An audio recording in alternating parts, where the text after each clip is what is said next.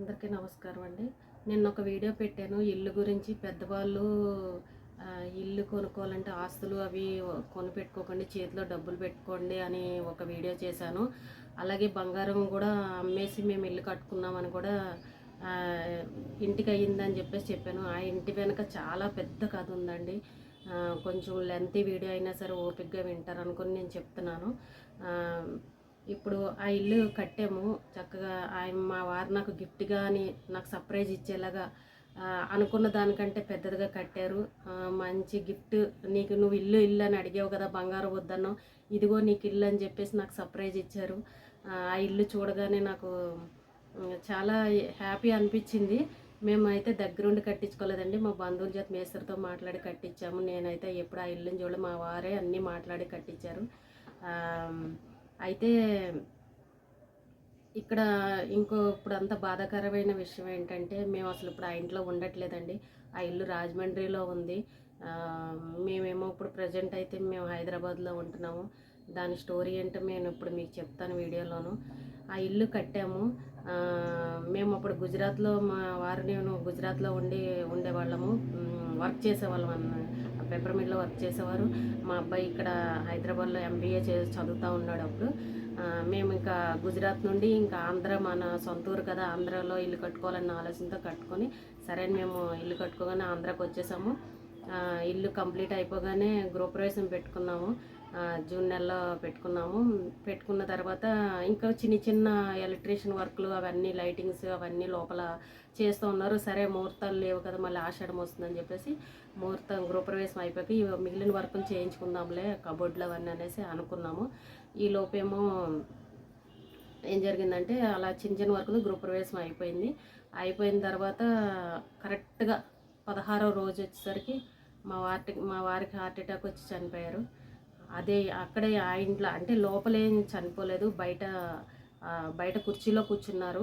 ఇలాగే వేడిగా ఉంది, బాగా ఎండాకాలం కదా, జూన్ నెల అంటే వేడిగా ఉందని బయట కూర్చున్నారు. ఆ కూర్చున్న ఆయన అక్కడే స్నానం బోరుంటే అక్కడ స్నానం చేసి వచ్చి అలా నిలబడ్డారు. నిలబడిన ఆయన పడిపోయి సడన్గా హార్ట్ అటాక్ అయితే వచ్చిందండి. నేను చూస్తుండగానే నా చేతిలోనే ప్రాణం పోయింది. ఆయనకు హాస్పిటల్కి తీసుకెళ్ళే అంత టైంలో తీసుకెళ్ళడానికి మేము అందరం, చుట్టుపక్కల అందరూ, పక్కింటి వాళ్ళందరూ వచ్చి హాస్పిటల్ తీసుకెళ్దామని కారులో తీసుకెళ్దామని అనుకునే కారులోనే ప్రాణం పోయింది. నేను చూస్తుండగానే నా చేతిలోనే ఆయన ప్రాణం పోయింది. హార్ట్ అటాక్ వచ్చేసింది. అంత ఆరోగ్యంగా ఉన్న ఆయన ఏ రోజు ఒక టాబ్లెట్ వేసుకోరు, అసలు ఎటువంటి అనారోగ్యాలు లేవు మా ఇద్దరికి కూడా. అలాంటిది గృహప్రవేశమైన కరెక్ట్గా 16వ రోజున అలా జరిగింది. ఇంకప్పుడు మా బాధ ఎలా ఉంటుందో ఒకసారి ఆలోచించుకోండి. ఓ పక్క 10 లక్షలు అప్పు ఉండిపోయింది, ఓ పక్క మనిషి చనిపోయారు. అసలు నాకు ఏం చేయాలో అర్థం కాని పరిస్థితి అయిపోయింది. ఇంకా మాకు అసలు ఎవరు మాట్లాడడానికి అసలు పరిస్థితి కూడా లేదు. అసలు ఏడ్చే ఓపిక కూడా లేనంత ఇదిగా మేము ఏడ్చాము. ఒక్కసారి షాక్ అయిపోయి మైండ్ పాడైపోయింది నాకైతే, ఇలా జరగడం ఏంటని. ఇంకా ఏం జరిగినా ఇంకా ఎందుకు ఇలా జరిగింది, కొత్త ఇల్లు అన్నీ చూసే చేసుకున్నాము. ఎందులోనూ లోపం లేదు, వాస్తే కానీ ఏదైనా అన్నీ పర్ఫెక్ట్గా చేసాము. ఏంటి ఇలా జరిగింది 15 రోజులకి, కనీసం ఒక 6 నెలలేమో, ఒక 1 ఇయర్ కూడా ఆ ఇంట్లో ఎంజాయ్ చేయలేదు, కట్టుకున్నామన్న ఆనందం కూడా లేదని నేనే కుమిలిపోయాము. అందరం బాధపడ్డాము, బంధువులు అందరం బాధపడ్డాము. ఎందుకు ఇలా జరిగింది అనేది అయితే మాకు అసలు ఎవరికి అర్థమే కాలేదు అసలు. అది అయిపోయిన తర్వాత ఇంకా ఏది జరిగినా, మనిషి పోయినా కానీ అప్పులు ఇవ్వాల్సిన వాళ్ళు అయితే ఊరుకోరు. కొంచెం టైం అయితే ఇస్తారు కానీ అందరికీ ఇవ్వాల్సిందే కదా, మనం ఎప్పటికైనా ఇవ్వాల్సిందే. ఇంకా పరిస్థితుల్లో నాకు ఏం చేయాలో అర్థం కాలేదు. ఇంకా ఏం చూసినా కూడా అదే టైంకి కరెక్ట్గా నాకు ఓవర్ బ్లీడింగ్ అయ్యి కొంచెం మొత్తం వీక్ అయిపోయాను నేను. బ్లడ్ లేకుండా అయిపోయింది బాడీలో. సరే ఇమ్మీడియట్గా మా వాళ్ళ హైదరాబాద్ తీసుకొచ్చాడు, మా అబ్బాయి తీసుకొచ్చి ఇక్కడ టెస్ట్లన్నీ చేయించేసరికి ఇమ్మీడియట్గా బ్లడ్ ఎక్కించాలని చెప్పారు. అయితే ఇంకా నేను అక్కడే 15 రోజులు ఉండిపోయి బ్లడ్ ఎక్కించుకున్నాను. అక్కడ కార్యక్రమాలు అయిన వెంటనే నేను హైదరాబాద్కి వచ్చి హాస్పిటల్లో జాయిన్ అవ్వడం జరిగింది. అప్పుడు కూడా ఇంకా షాక్లోనే అయిపోయాం. ఏంటి ఓ పక్క ఆయన పోవడం, నేను ఇలా హాస్పిటల్లో జాయిన్ అవ్వడం ఏంటి, ఎప్పుడు జరగంది ఇలా ఎందుకు జరిగింది అనేసి అసలు ఎవరికి ఇంకా చెప్పలేని బాధ అయిపోయింది. సరే అది అయ్యింది, 15 రోజులు అయింది, కొంచెం కోలుకున్నాం అనేసరికి ఇంకా సరే డెత్ సర్టిఫికేట్ అవి తీసుకోవాలి, ఇంకా అవన్నీ వాళ్ళకి అన్నీ మనీ ఇవ్వాలి. ఇంకా అసలు వెళ్ళి మాట్లాడదామని వెళ్ళి వాళ్ళకి అన్నీ మాట్లాడి కొంచెం టైం ఇమ్మని అడిగాము. సరే ఇచ్చారు, టైం ఎవరైనా ఇస్తారు కదా, ఇచ్చారు. అయిన తర్వాత ఇంకా నాకు హెల్త్ ప్రాబ్లమ్స్ అయితే అప్పటికి తగ్గలే, బాగా వీక్ అయిపోయాను. సరే మళ్ళీ కొద్ది రోజులు అక్కడ ఉంటే ఇంకా మైండ్ అంతా అప్సెట్ అయిపోతుంది. ఓ పక్క మా అబ్బాయి ఎంబీఏ చేస్తున్నాడు, అప్పుడు ఎగ్జామ్స్ ఉన్నాయి తనకి. సరే ఇంకా ఆ ఇంట్లో నాకు ఉండలేక ఇంకా నేను వద్దని చెప్పేసి ఇంకా నేను మళ్ళీ హైదరాబాద్కి వచ్చేసాను, కొద్ది రోజులు రెస్ట్ తీసుకుందామని. వచ్చిన తర్వాత అయినా హెల్త్ ప్రాబ్లం తగ్గక నేను మళ్ళీ హాస్పిటల్కి వెళ్ళడం జరిగింది. అప్పుడు డాక్టర్లు అన్నారు, వెంటనే ఇమీడియట్గా నీకు సర్జరీ చేయాలి, గర్భసంచిది ఇన్ఫెక్షన్ లాగా వచ్చేసింది, సర్జరీ చేయాలని చెప్పారు. ఇంకా చూడండి అప్పుడు పరిస్థితి ఏమనుకోవాలి మేము, అలా జరిగిందని అంటే అసలు ఏమనుకోవాలి. నెల రోజుల్లోనే నాకు ఇన్ని జరిగాయంటే అసలు ఏమనుకోవాలి. ఇంకా ఏం చేయాలో మాకు అసలు అర్థం కాని పరిస్థితి. సరే ముందు ఆరోగ్యం ముఖ్యం కదా, ఇంకా పోయిన వాళ్ళ కోసం బాధపడినా ఇంకా ఏం చేయలేము, అప్పు ఉండిపోయింది. ఇంక సరే అని ఇక బంధువులు అందరూ చెప్పారు, ముందు ఆరోగ్యం చూసుకో, వెనకాల పిల్లాడు ఉన్నాడు కాబట్టి ఆరోగ్యం ముందు ముఖ్యం. ఇంకా సరే జరిగిన దానికి ఎవరు ఏం చేయలేము అంతే. ఇంకా అని భగవంతుడికి ఒక నమస్కారం పెట్టుకొని ఇంక ఏడ్చే ఓపిక కానీ ఏమీ లేదు. ఇంకా సరే అని చెప్పేసి హైదరాబాద్లోనే ఉండి నేను సర్జరీ చేయించుకోవడం జరిగింది. సర్జరీ అయిన తర్వాత నేను ఒక 3 నెలల పాటు హైదరాబాద్లోనే ఉండడం జరిగింది.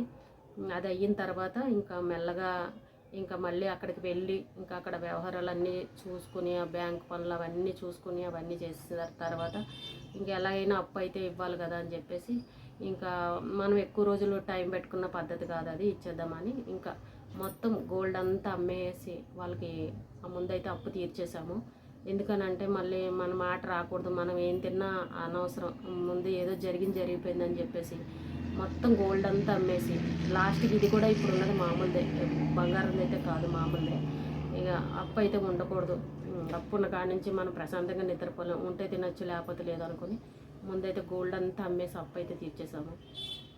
అమ్మయ్య అని ప్రశాంతంగా అనిపించిన తర్వాత ఇంకా సరే అని ఇంకా ఇల్లు అందరికీ వాస్తు అన్నీ చూపించాము, పంతులు గారు అందరినీ తీసుకొచ్చి చూపించాము, అందరికీ చూపించాము. కాకపోతే ఆ ఇంట్లో అయితే చనిపోలేదు, బయట కారులో ఎక్కుతుంటే చనిపోయారు, కారు ఎక్కించిన తర్వాత చనిపోయారు. కాబట్టి అందరూ అన్నారు ఏం అవసరం లేదు, కొత్త ఇల్లు కదా, ఏం పర్లేదు, వద్దు, అంతా వాస్తు ప్రకారమే చేయించుకున్నారు కదా, ఇప్పుడు ఏం చేయించట్లేదంటే సరే అని చెప్పేసి ప్రస్తుతానికైతే తాళం పెట్టేసుకుని మేమైతే హైదరాబాద్కి వచ్చేసాం. మా అబ్బాయితో పాటు నేను మళ్ళీ హైదరాబాద్కి వచ్చేసాం. ఇంకా సర్జరీ అయ్యిందంటే కొంచెం రెస్ట్ అయితే కావాలి కదా, అనారోగ్యం ఏదో ఒకటి గ్యాస్ ప్రాబ్లంలని ఇవని అవని ఏవో ఒకటి అస్తమానం వస్తూ ఉండేవి, ఈ ఆలోచనలు ఎక్కువైపోయాయి ఒకటి. ఇంకా ఏంటి వెంటనే ఇలా జరిగింది, డబ్బంతా తీసుకెళ్ళి ఇంటి పైన పెట్టేశాము, చేతిలో కొంచెం ₹1 కూడా లేదు, బంగారం కూడా లేదు. ఏంటి పరిస్థితి, ఇంకా పిల్లాడికి ఇంకా ఏది సెట్ అవ్వలేదు, ఇంకా అప్పుడే ఎగ్జామ్స్ రాస్తున్నాడు, ఏంటని ఒక రకమైన ఆలోచనలు ఎక్కువైపోయాయి. ఒక 1 ఇయర్ దాకా అలాగే మా అబ్బాయి కూడా పాపం తన ఎగ్జామ్స్ అయ్యి ఇవి నా హెల్త్ ప్రాబ్లమ్స్ సెట్ అయ్యి అన్నీ అయ్యే వరకు ఒక 1 ఇయర్ పట్టింది. తను మొన్ననే జాబ్లో జాయిన్ అయ్యాడు, ఒక 3 నెలలు 4 నెలలు 3 నెలలు అయినట్టుంది అంతే. తనకి ఇక్కడ హైదరాబాద్లో జాబ్ వచ్చింది, తను జాబ్కి వెళ్తున్నాడు. పిల్లలు స్టార్టింగ్ అని అంటే ఎంత అండి, ఒక 25,000 కదా, సాఫ్ట్వేర్లు అంటే అంతే కదా, ఎక్కువ ఏమి ఉండదు. కాబట్టి ముందైతే ప్రస్తుతానికి జాబ్కి వెళ్తున్నాడు. మేము 1 ఇయర్ పాటు కూర్చునే ఇంట్లో ఖాళీగా ఉండే తిన్నాము, మళ్ళీ ఆ ఖర్చులు కూడా ఎక్కువ అయ్యాయి, పైగా సర్జరీకి అయ్యింది, ఒక అప్పు, ఇవన్నీ తీర్చేసరికి ఇంకా చేతిలో రూపాయి అనేది లేదు, ఇల్లు ఒక్కటే కనిపిస్తుంది అక్కడ. ఇంకా ఏంటనేది అర్థం కాదు. ఎలా అయితే మా అబ్బాయి జాబ్కి వెళ్తున్నాడు, ఇల్లు అయితే అక్కడ తాళం పెట్టుంది. సర్లే అప్పుడప్పుడు వెళ్దామని తర్వాత సంవత్సరికాలకి దానికి వెళ్ళాము, గోదావరి గట్టున అక్కడ చేసాము, బంధువులందరూ అక్కడే ఉన్నారు కాబట్టి చేసాము, వచ్చేసాము, అయిపోయింది. ఇక ఇప్పుడిప్పుడే కొంచెం రిలీఫ్ అయితే వస్తుంది. ఇంకా జరిగినవన్నీ మర్చిపోయి గుండె ధైర్యం చేసుకొని ఇప్పుడు ఇంకా నేను ఇంక ఇలా ఆలోచిస్తూ కూర్చుంటే నా పిల్లాడి భవిష్యత్తు నా మీద పడింది కాబట్టి భారం అంతా, నేను చేయాల్సినవి ఇంకా నా బాధ్యతలు చాలా ఉన్నాయి కాబట్టి ఇంకా నా పిల్లాడిని చూసుకోవాలన్న ఉద్దేశంతో ఇంకా ధైర్యంగా ఉండాలని నిర్ణయించుకొని ఇంకా పిల్లడికి కూడా ఒక పెళ్లి చేయాలి, ఒక దారి చేయాలని చెప్పేసి ఇంకా నేను ధైర్యంగా ఉండాలి, ఇంక ఇలా కుమిలిపోతూ ఉండి హెల్త్ ప్రాబ్లం తెచ్చుకోకూడదు అని చెప్పేసి ఇంకా ఇప్పటి నుంచే కొంచెం జాగ్రత్తగా ఉంటున్నాను. అప్పుడు అదే సమయంలో మా అబ్బాయికి అన్నాను అనమాట, నాన్న ఇంట్లో నేను ఒక్కదాన్ని ఉంటే ఇలా ఆలోచనలు అన్నీ ఎక్కువైపోతున్నాయి నాకు, నేను బయటికి వెళ్ళి అయితే నేను ఏం చేయలేను కదా, నాకు ఇలా ఛానల్ పెట్టి అంటే అప్పుడు మా అబ్బాయి ఛానల్ క్రియేట్ చేసి ఇచ్చాడు అనమాట. అప్పటి నుంచి నాకు మిగిలినవంతా నేను నేర్చుకునే చేసుకున్నాను. నా సొంతంగా కొంచెం వచ్చనమాట. ఇంక అన్నీ నేనే నేర్చుకుని చేసుకుంటున్నాను. అలాగా ఈ ఛానల్ క్రియేట్ చేయడం అయింది. ఈ ఛానల్ కూడా డిసెంబర్ నెలలో క్రియేట్ చేసి పెట్టాము. కానీ అప్పుడు ఒక 4 వీడియోలు ఏమో పెట్టాను. మళ్ళీ హెల్త్ బాగోక గ్యాస్ ప్రాబ్లం అవి వచ్చి నేను హాస్పిటల్కి అక్కడ తిరగడం వల్ల వీడియోలు పెట్టడం మానేశాను. ఇప్పుడు ఒక నెల రోజుల నుంచి మళ్ళీ వీడియోలు పెట్టడం స్టార్ట్ చేశాను అనమాట. సరే ఏదో ఒకటి చేద్దాం, ఇంట్లో కూర్చొని వేడి నీళ్ళకి చన్నీళ్ళు తోడానని అన్నట్టు ఇప్పుడు నా బిడ్డకు చాలా చేయాల్సినవి నాకు బాధ్యతలు ఉన్నాయి కాబట్టి నేను ఇంక ఇలాగా నీరసంగా ఆలోచిస్తూ ఉండకూడదు, మనసు దిటవు చేసుకొని ఉండాలన్న ఉద్దేశంతో ఇంకా నేను ఈ ఛానల్ పెట్టి కూడా నేను ఇలా చేయడం జరుగుతుంది. నేను ఎందుకు చెప్తున్నానంటే ఇల్లుకి అంటే ఇప్పుడు మేము మొత్తం మాకు ఇప్పుడు ఈయన ఇలా సడన్గా పోతారని మనం కూడా ఎవ్వరూ ఊహించాం కదా. మేమేమనుకున్నాం అంటే ఇల్లు కట్టుకొని మేమిద్దరం అక్కడ ఏదో ఒక చిన్న బిజినెస్లో మా బంధువుల ద్వారా ఉన్నారులే బిజినెస్ ఏదో ఒకటి చేసుకుందాము, ఇద్దరం హ్యాపీగా ఉందాము. మా అబ్బాయి ఇక్కడ ఎంబీఏ చేస్తున్నాడు, తను ఇక్కడ జాబ్ చేసుకుంటూ ఉంటాడు. ఒకవేళ పెళ్ళైనా తన దారిన తన ఫ్యామిలీ ఇక్కడ ఉంటుంది, మేమిద్దరం అక్కడ హ్యాపీగా ఇంట్లో ఉండాలన్న కోరికతోటి ఆ ఇల్లు కట్టుకున్నాము. కానీ అస్సలు మొత్తం మేము అనుకున్న దానికి అన్నీ రివర్స్లో అయిపోయాయి. పైగా కొన్నాళ్ళైనా ఉండుంటే మాకు బాగుండేదేమో అనిపించింది. కానీ కొద్ది రోజులు అస్సలు 15 రోజుల్లోనే మాకు మొత్తం అంతా రివర్స్ అయిపోయింది. అసలు మా జీవితాలే మారిపోయాయి. కాబట్టి అందుకే నేను ఇవన్నీ అనుభవించాను కాబట్టి మాకు చేతిలో రూపాయి లేకుండా అయిపోయింది ఈ రోజున. శాలరీ రావాలి తినాలనే పరిస్థితి దాకా వచ్చింది ఇప్పుడు ఈ రోజున. మళ్ళీ నేను రూపాయి కూడబెట్టుకుని మా అబ్బాయికి పెళ్లి చేయాలి, చాలా బాధ్యతలు ఉన్నాయి. అందువల్ల అలాగే ఇంకా ఆలోచించి ఇల్లు అమ్మేద్దామని కూడా డిసైడ్ అయ్యాము. ఒకనొక టైంలో ఇల్లు ఫస్ట్లో అమ్మేద్దామని మొన్నటిదాకా కూడా తెలిసిన వాళ్ళందరికీ చెప్పాను. చాలామంది వచ్చి చూసుకున్నారు, కానీ తక్కువ రేటుకి అడుగుతున్నారని చెప్పేసి మళ్ళీ బంధువులందరూ అన్నారు వద్దులే పిల్లాడికి పెళ్లి చేయాలి, రేపు ఈ ఇల్లు కూడా లేదని అంటే పెళ్లి చేసుకోరు, ఇప్పుడు అసలే మగపిల్లలకి ఏం ఆస్తులు ఉన్నాయి, ప్యాకేజీలు ఏమన్నా ఇవన్నీ అడుగుతుంటారు, ఎందుకు ఫోన్లో ఇల్లు ఉండని ఏదో ఒకటి తెచ్చుకుని ఏదో సర్దుకుని తినండి అని అందరూ చెప్పడం వల్ల ఇంకా మళ్ళీ కొంచెం డ్రాప్ అయిపోయాము. లేదంటే ఇంకా ఏం చేయాలనేది అసలు అర్థం కాని పరిస్థితి. పోనీ అక్కడ అమ్మేద్దాము, ఇక్కడ సిటీలో తీసుకోవాలంటే అన్ని కోట్ల మీద లక్షలు పెట్టాలి, కానీ అక్కడ అంత రేట్ అయితే రాదు. ఇక్కడ మనం పెట్టాలంటే 60-70 లక్షలు అయితే పైన కావాలి, ఎంత సింపుల్గా చిన్నగా తీసుకున్నా.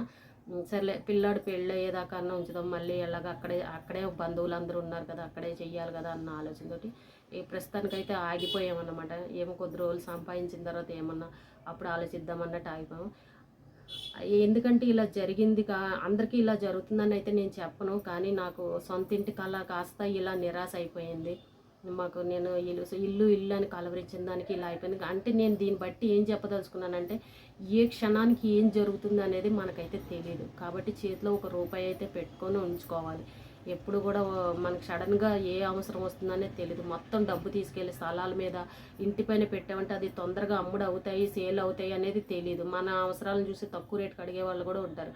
కాబట్టి మనకి ఇమ్మీడియట్గా డబ్బులు కావాలంటే మనకి చేతిలో డబ్బులు ఉండవు.